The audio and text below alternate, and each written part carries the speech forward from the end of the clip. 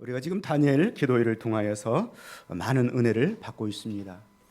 다니엘이 다니엘서 9장부터 10장에 이어지는 내용을 보시면 세일의 동안을 금식하며 슬퍼하고 베옷을 입고, 그리고 세일해가 차기까지 좋은 떡을 먹지 아니하며 고기와 포도주를 입에 대지 아니하면서 하나님 앞에 간절히 기도할 때 하나님께서 그 다니엘의 기도를 들어주신 것처럼 이번 21일 기간을 통하여서 하나님께서 여러분의 간절한 간구와 기도의 제목들을 들으시고 응답하시는 역사가 있기를 주님의 이름으로 축원을 드립니다. 이번 기회를 통하여서 좀 거룩한 습관 하나를 가졌으면 좋겠어요. 기도의 습관. 다니엘이라고 하는 인물은 기도의 사람이었습니다. 하루에 3번씩 예루살렘을 향하여서 늘 시간을 정해놓고 기도했던 사람이었습니다. 이번 기회를 통하여서 우리가 21일 동안 매일 저녁에 나와서 2시간 동안 말씀 듣고 찬송하고 기도하고, 그러면서 우리 모두가 다 기도의 사람들로 거듭날 수 있기를 주님의 이름으로 축원을 드립니다. 오늘 본문의 말씀에 보시면 사두개인들과 바리새인들이 예수님을 시험하러 나왔다, 이렇게 말씀하고 있습니다. 우리 1절 말씀 한번 같이 보겠습니다. 바리새인들과 사두개인들이 와서 표적 보이기를 청하는. 아멘. 이 바리새인들과 사두개인들은 당시에 유대교의 양대 산맥을 이루는 그러한 두 분파였습니다. 바리새인들은 좀 보수적인 신앙인, 철저하게 말씀을 지키고 일주일에 이틀씩을 금식했어요. 정말 이거 어려운 일이잖아요. 한 달에 하루 금식하기도 어려워요. 근데 일주일에 이틀씩을 금식을 하고 소득의 11조를 드리며 심지어는 채소의 11조까지, 양념을 이렇게 간장을 한 통 사면 거기서 10분의 1을 덜어서 이건 하나님 거, 매사에 하나님 먼저 생각했던 사람들이에요. 얼마나 철저하게 믿음으로 살았는지 모릅니다. 또 한 분파는 사두개인들. 이 사람들은 조금 약간 현실주의적이고 자유주의적인 그런 사람들이었어요. 말씀을 뭐 다 믿을 필요가 있느냐, 복잡한데. 창세기, 출애굽기, 레위기, 민수기, 신명기, 모세오경만 말씀으로 믿었어요. 그리고 좀 우리가 눈에 보이지 않는, 현실적이지 않는 뭐 천국이나 영이나 천사나 이런 것들은 다 부정해버리고 현실만 그냥 집중하는, 그러다 보니까 이제 현실적인 사람들이 많았고요. 당대 정치 지도자들이, 사두개인들이 굉장히 많았고 그랬습니다. 어쨌든 이 바리새인들과 사두개인들은 서로 경쟁 관계에 있었어요. 앙숙이었어요.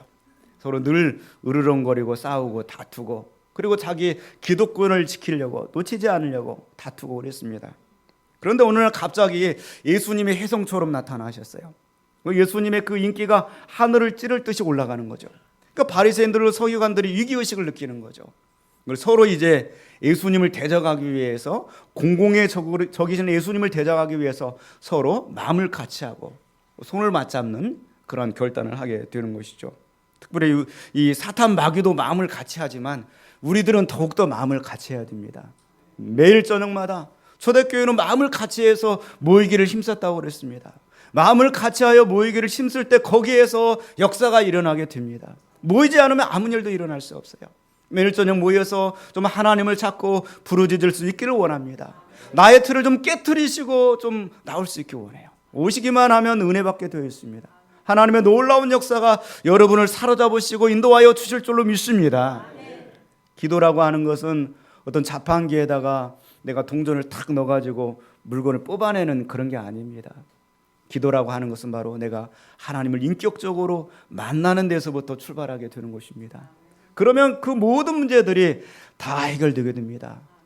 송두리째다 하나님이 해결해 주시고 하나님이 열어주실 줄로 믿습니다. 어쨌든 이 악한 바리새인과 사두개인들이 하나가 돼가지고 마음을 같이 해서, 성도들의 마음을 같이 해야 되는데 이 악한 사두개인들과 이 서기관들이 마음을 같이 해서 예수님께 나오는 거죠. 그래서 예수님에게 하늘로부터 오는 from the heaven a sign, 표적을 구하는 것입니다. 우리에게 하늘로부터 오는 표적을 보여주십시오. 당신이 정말 메시아인 기적을 보여주십시오. 당신이 그 메시아된 그 기적을 보여주시면 우리가 그거 보고 당신을 믿겠습니다. 이렇게 하고 나오는 것이죠. 오늘 본문의 1절에 보니까 하늘로부터 오는 표적 보이기를 청하니, 이 표적이라고 하는 것은 어떤 사실을 입증하는 기적입니다. 예수님이 하나님으로부터 온 메시아인 것을 입증하는 그러한 기적을 보여주십시오. 그러면 우리가 믿겠습니다. 그러나 여러분 생각해 보십시오. 예수님께서 기적을 지금 베풀지 않으셨습니까? 바로 이전에 나왔던 장면이 오병이어의 기적, 칠병이어의 기적, 수많은 병자들을 고치시고 귀신 들린 자를 내쫓으시고 죽은 자를 살리는 그 엄청난 기적들을 보여주셨는데 또다시 하늘로부터 오는 표적을 보여주십시오. 이렇게 계속해서 표적을 구하는 것입니다. 도대체 이 바리새인들과 서기관들의 궁극적인 뜻은 무엇일까 하는 것이죠. 그들은 그들이 생각하고 있는 그 표적을 구했던 것입니다. 그 표적을. 그들이 생각하고 있는 그 표적은 뭡니까? 바로 이 세상에 오신 그 진짜 메시아라고 한다면은 로마의 모든 군대들을 다 전멸시키고 그리고 정치적으로 우리를 구원하여 주옵소서. 어떤 그런 자기들이 구하고 있는 표적과 하나님이 보여주시려고 하는 표적이 서로 다른 거예요. 하나님은 이렇게 말씀하시고 이런 축복을 주시려고 하는데 이 바리새인들과 사기관들은 자기들이 원하는 그거를 달라고 자꾸 요구하는 것이죠. 그러다 보니까 서로 절대로 일치될 수가 없는 것이죠. 여기에서 갈등의 문제가 생기게 되는 것이죠. 우리들도 마찬가지죠. 하나님께서는 우리에게 분명히 보여주시고자 하는 바가 있고 그것들을 통하여 말씀을 하시는데 나는 자꾸 내 생각만 가지고 이거를 해주세요, 이거를 해주세요 하는 것이죠. 마치 자판기에 동전 탁 넣고 내가 선택하겠다는 거예요. 내가. 그러나 기도는 그런 것이 아닙니다. 이번 교회를 통하여 여러분들을 다 내려놓고 하나님의 뜻을 만나고 하나님의 인재를 경험하시는 역사가 있기를 주님의 이름으로 축원을 드립니다. 내가 보고 싶은 것, 내가 만나고 싶은 것, 그거를 자꾸 고집하니까 예수님께서는 이 시대를 가리켜서 영적으로 무감각하다고 말씀하시면서 2절 3절 이렇게 말씀하십니다. 2절 3절 같이 봅니다. 예수께서 대답하여 이르시되 너희가 저녁에 하늘이 붉으면 날이 좋겠다 하고 아침에 하늘이 붉고 흐리면 오늘은 날이 굳겠다 하나니 너희가 날씨는 분별할 줄 알면서 시대의 표적은 분별할 수 없느냐. 아멘. 예수님께서 그들의 잘하는 것을 이야기했어요. 너희들은 참 이거는 잘한다. 뭘 잘하냐면 날씨를 잘 분별을 한다. 이렇게 말을 하는 거죠. 저녁에 날씨가 붉으면은 그 다음 날 좀 날이 좋겠다 하고 아침에 이 날씨가 이렇게 또 하늘이 붉고 그러면 오늘은 좀 흐리겠다. 그렇게 진단을 너무나도 잘하는구나. 우리도 날씨에 관해서 너무나 잘 알아요. 농사를 짓고 이런 우리나라의 민족적인 어떤 그러한 배경들이 있다 보니까 이 저녁에 하늘에 달무리가 지면 그 다음 날은 날이 비가 오거나 흐려요.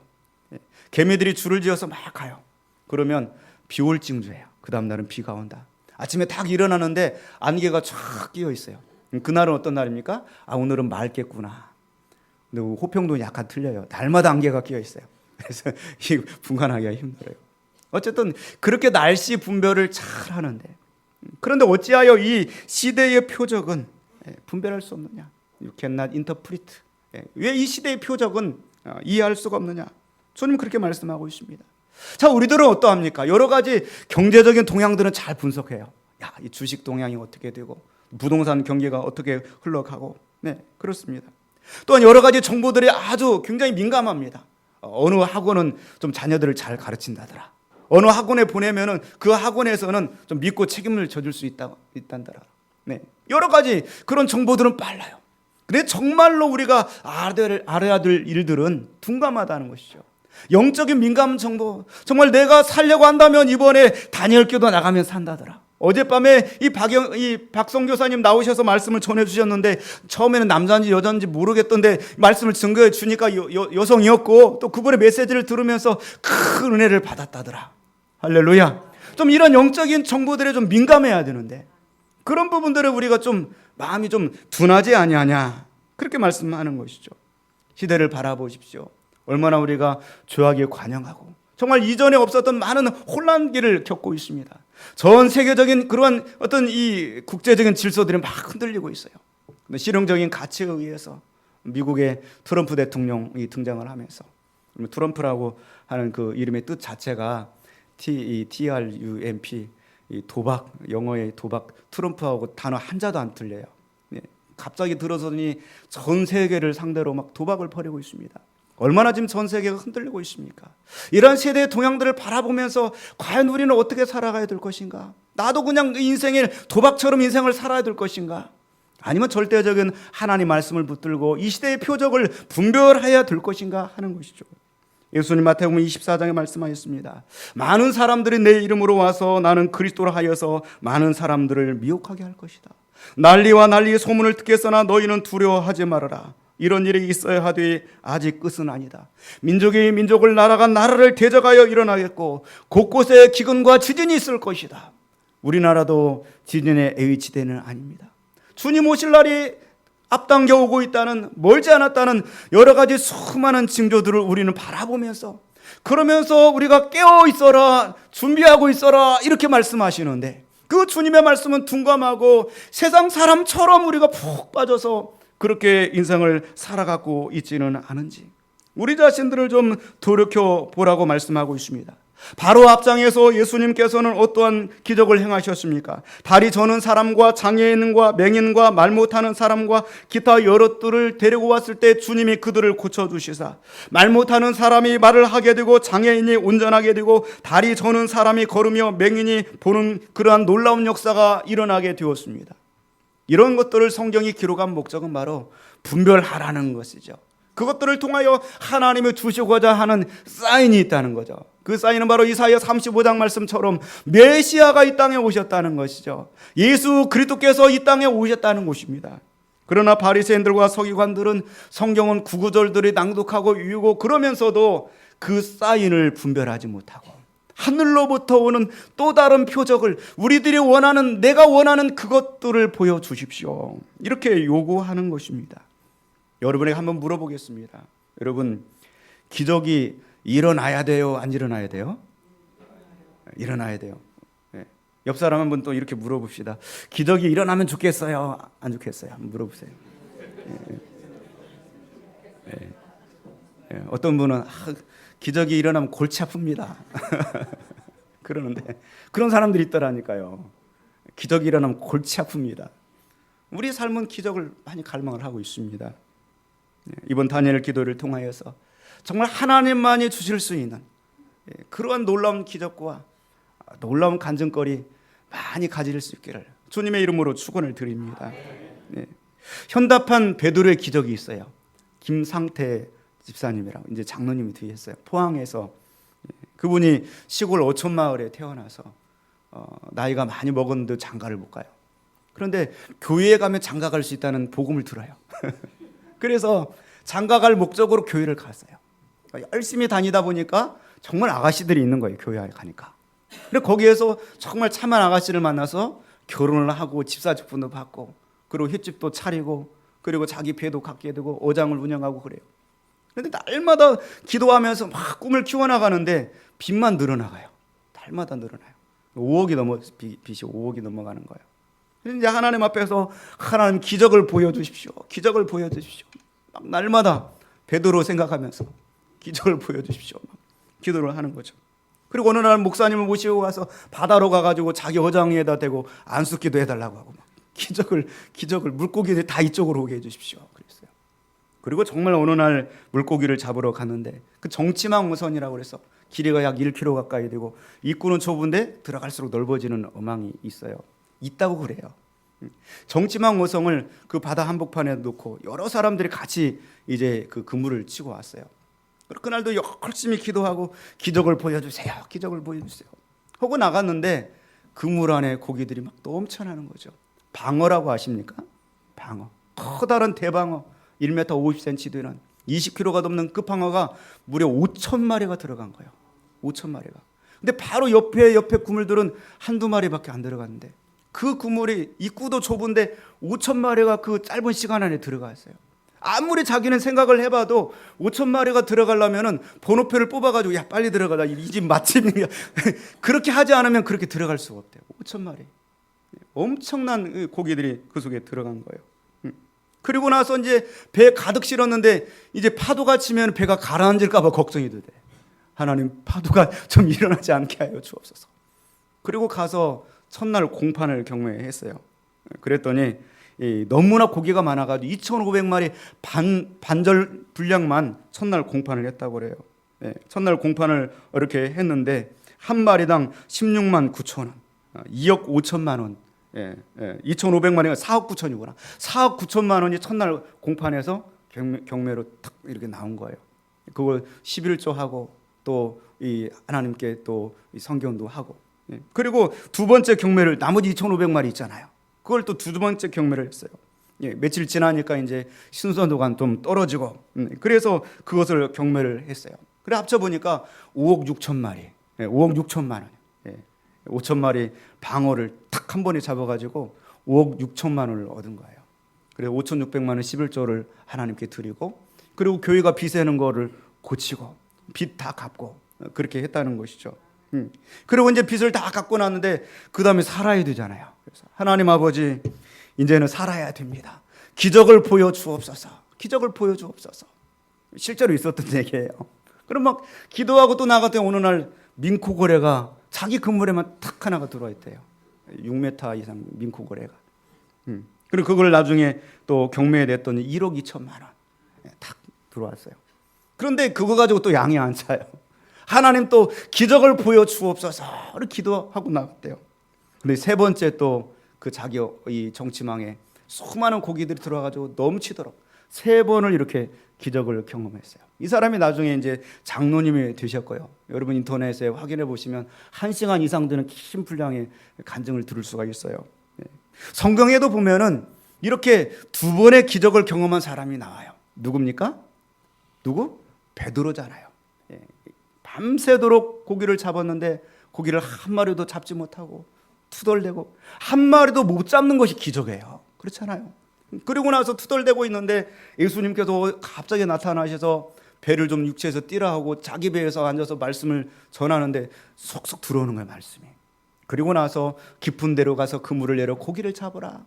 그랬더니 베드로가 피곤하고 지쳤는데도 하고 싶은 거예요. 깊은 데로 가서 그물을 내려서 고기를 잡았더니 그물이 찢어질 정도. 그래서 자기 배에 다 못 실어서 옆에 배를 불러가지고 양배에 가득하게 배가 잠길 정도가 되었더라. 한 5억 정도 벌었겠죠. 그러고 나서 베드로가 예수님 앞에 어떻게 말합니까? 주여 나를 떠나소서 나는 죄인이로소이다. 이렇게 말합니다. 저는 여기까지 내용을 보고서 이 두 사건들을 좀 오버랩을 시켜보는 것이죠.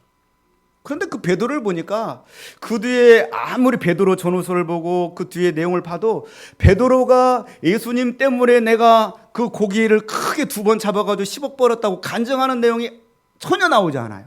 전혀 나오지 않아요. 오직 예수님의 십자가와 복음만을 증거하는 거예요. 주여 나를 떠나서도 나는 죄인으로서이다. 할렐루야. 진짜 기적이 무엇인가? 여러분, 예수 그리스도의 그 십자가를 경험하는 것이 진짜 기적인 줄로 믿습니다. 그 부수적인 것들은 내가 원하는 것이지 하나님은 얼마든지 주실 수 있지만 하나님 우리에게 주시는 더 큰 표적과 더 큰 은혜는 바로 내가 예수 그리스도를 통하여 구원받고 하늘나라 거룩한 백성이 되게 된 줄로 믿습니다. 자, 오늘 4절 말씀 보니까 이렇게 말씀하고 있습니다. 4절 같이 봅니다. 악하고 음란한 세대가 표적을 구하나 요나의 표적밖에는 보여줄 표적이 없느니라 하시고 그들을 떠나가시니라. 예수님께서는 그 세대를 가르쳐서 악하고 음란한 세대가 표적을 구한다. 그러나 이 악하고 음란한 세대 속에 내가 이제 보여줄 최종적이고 완전하고 영원한 그 기적은 한 가지밖에 없다. 그것은 바로 요나의 기적이다. 요나의 표적은 뭡니까? 요나가 물고기 뱃속에 들어가서 3일 만에 다시 살아난 거예요. 어떻게 물고기 뱃속에 들어갔다 3일 만에 살아날 수가 있습니까? 이 기적이 예수 그리스도를 통하여서 일어난다는 것이죠. 예수님이 그리스도라고 자신의 하늘로부터 내려온 그 참된 표적은, 최종적이고 완전한 표적은 바로 예수 그리스도께서 우리 죄를 대신하여 십자가에 못 박혀 죽으시고 3일 만에 다시 부활하사 살아나셨다는 것인 줄로 믿습니다. 우리가 아직 죄인 되었을 때 그리스도께서 우리를 위하여 죽으심으로 하나님께서 우리에게 대한 자기의 사랑을 확증하셨느니라. 그 놀라운 그 십자가의 사랑, 그것이 예수님이 우리의 하나님이 된 증거고 우리의 구주가 되고 메시아가 된 유일하고 가장 완벽한 표적이 되는 줄로 믿습니다. 어떤 아이가 어머님이 얼굴에 화상이 좀 심하게 있어서 학교에 올까봐 걱정해요. 다른 아이들은 엄마가 좀 학교에 왔으면 그러는데 1년에 몇 차례 학부형들 면담하는 시간이 있잖아요. 그런데 엄마가 학교에 올 것을 두려워요. 흉터 때문에 아이들이 놀릴까 봐서. 그래요. 여러분도 뭐 1년에 한두 차례 학교 가시잖아요. 근데 학교에 가서 자기는 잘 꾸미고 그렇게 하고 갔는데 아이가 유면을 할 때 서운하잖아요. 왜 그러냐고 그러니까 늙어 보여요, 어머니. 그리고 옷차림새가 그게 뭐예요? 막 가슴에 상처를 받잖아요. 근데 어머니가 얼마나 이 상처를 받겠어요. 그런데 어느 날 그 흉터의 비밀을 알게 되는 것이죠. 집안에 불이 나가지고 이제 다 들어가고 있고 작은 방에 나 혼자 자고 있는데 소방대원들도 자기 목숨 살리려고 안 들어가는데 어머니가 우리 딸이 거기 자고 있다고 그렇게 들어와서 나를 살리느라고 얼굴에 흉터를 가졌다는 것이죠. 그 사연을 듣고 나서부터는 어머니의 그 흉터가 이제는 자랑스러운 거예요. 더 부끄럽지 않은 거죠. 그걸 바라볼 때마다 마음에 너무나도 감사한 거예요. 나를 살려주셔서 고맙습니다. 감사한 마음이 나는 거죠. 이 십자가를 바라볼 때 세상 사람들은 부끄럽게 여기고요. 그 십자가가 아무것도 아닙니다. 그러나 우리에게는 최종적인 사인이에요. 하나님의 놀라운 그 사랑이 십자가에서 드러나 주셨습니다. 그 십자가로 말미암아 우리가 구원함 얻고 하나님의 거룩한 백성이 되게 된 줄로 믿습니다. 바울 사도는 고린도서 1장 말씀에 십자가의 도가 멸망하는 자들에게는 미련한 것이지만 구원을 얻는 우리들에게는 하나님의 능력이 되미니라. 우리는 십자가에 못 박힌 그리스도를 전한다고 고백하고 있습니다. 이번 교회를 통하여 십자가에 못 박힌 예수 그리스도를 자랑할 수 있게 원하고요, 십자가에 못 박힌 예수 그리스도를 만날 수 있는 저희들이 될 수 있기를 주님의 이름으로 축원을 드립니다. 저주받아서 자기 자신도 구원하지 못하고 죽어간 것처럼 보였지만 그 죽으심 바로 주님이 능력이 없어서가 아니라 우리를 위한 죽으심, 우리를 구원하시기 위한 죽으심, 무능한 죽음이 아니라 나의 하나님 어찌하여 나를 버리셨나이까 하지만 하나님이 들으시지 않으셔서 죽으신 것이 아니라 우리를 사랑하신 그 사랑 때문에 주님이 십자가에 달려 돌아가셨다고 하는 그 사랑을 우리가 깨달을 수 있기를 주님의 이름으로 축원을 드립니다. 이 악하고 음란한 세대가 표적을 구하지만 이 악하고 음란한 세대를 구원할 수 있는 유일한 표적은 바로 십자가의 표적밖에 없다고 주님은 말씀하고 있습니다. 사랑하는 성도 여러분, 내가 죽고 다시 사는 유일한 방법은 십자가에 있는 것입니다. 유나가 물고기 뱃속에 들어갔다가 3일 만에 다시 살아나온 것처럼 내가 예수님과 연합하여 십자가에 죽고 3일 만에 다시 살아나게 되었다. 그 십자가의 놀라운 그 사랑이 우리 안에 느껴지고 체험되어질 때 이번 다니엘 기도회를 통하여서 하나님께서는 여러분의 인생 가운데 놀라운 일들을 행하시고 놀라운 기적들을 베풀어 주실 줄로 믿습니다. 오늘 밤에는 이상구 박사님이 간증으로 은혜를 끼치게 됩니다. 사도행전 26장 25절 말씀을 통하여 마침내 정신이 들었다 하는 간증으로 은혜를 받게 됩니다. 오늘 오후 예배는 따로 드리지 않습니다. 수요 1, 2부 예배도 따로 안 드려요. 금요초라도 전체 20일을 2개간 동안에는 저녁 8시에서 10시까지 집회를 합니다. 10시 정각이 끝나요. 그리고 2시간 시간이 5분처럼 금방 지나갑니다. 오시기만 하면은 은혜 받을 수 있어요. 여러분 꼭 오셔서 함께 은혜 받을 수 있기 원합니다. 옆 사람 한번 같이 인사합니다. 꼭 오셔서 은혜 받읍시다. 꼭 오셔서 은혜 받읍시다. 네. 교회에 이렇게 뭐 나무들도 많고 전원적인 환경이다 보니까 할 일들도 많고 또 그래요. 또 구경거리도 많아요.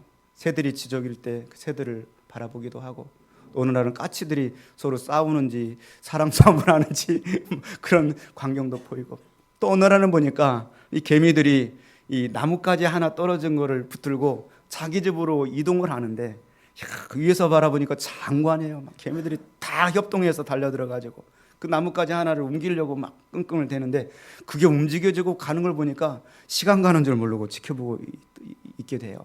그러다가 제가 좀 장난을 하고 싶은 거죠. 얘들아, 전능자의 힘을 보여주마. 잠깐만 기다려라. 탁 나뭇가지를 들어가지고 개미 굴 앞에다 탁 갖다 놨어요. 개미들이 막 난리예요, 난리. 이게 무슨 전능자의 역사냐, 이게 무슨 역사냐. 저는 이번 기도회를 보면서 그런 생각을 해요. 내 나름대로의 소신과 생각을 가지고 내 신앙을 내가 지킨다고 하지만 우리는 연약하고 부족합니다. 그렇잖아요. 이번 교회 우리가 모여서 마음을 같이하여 함께 기도할 때 하나님은 전능하신 하나님으로 우리에게 나타나 주실 것입니다. 내가 혼자서 못할 수 있는 그 일들을 모여서 기도하면 하나님은 능히 이루어 주실 줄로 믿습니다. 그 십자가의 능력이 우리 가운데 나타나는 시간이 되기를 원합니다.